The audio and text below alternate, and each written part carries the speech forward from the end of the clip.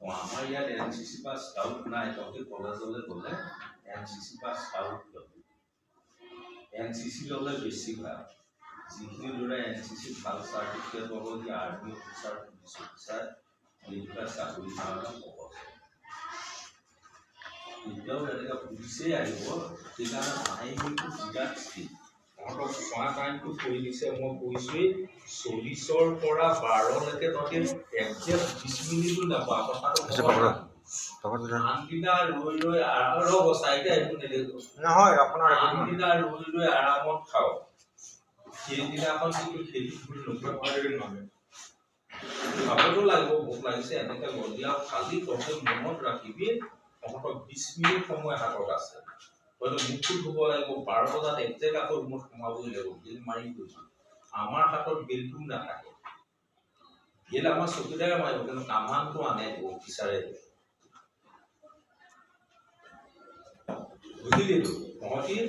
সেইকাৰণে তাৰ আগতে মই 15 মিনিট খোৱাৰ লগে লগে মই পাৰিলে ৰুমবিলাকত কম যে ভাত খাম।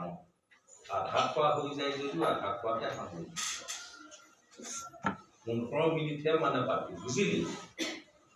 কাৰণ 5 মিনিট আপুনি ৰুমত সোমাবলৈ সময় লাগিব নহয়। তহঁতে নিজকে সেই দিনটো এদিনৰ কাৰণে তেনেকৈ প্ৰস্তুত কৰিব। কাৰণ অফিচাৰ বেল মাৰি দিব, চিডিউল আমাক দি দিছে, তহঁতি আৰু কোনোবা আৰামত বহি ভাত খায়ে থাক। তেতিয়াতো সমানটো কোনে পাব?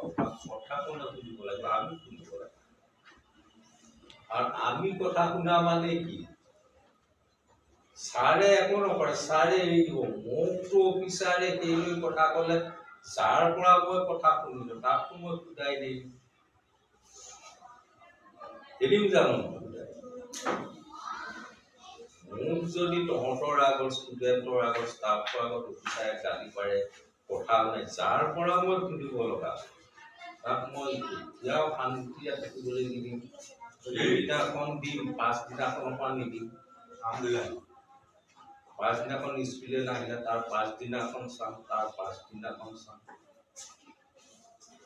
মই কেতিয়াও শান্তিয়ে নিদিম।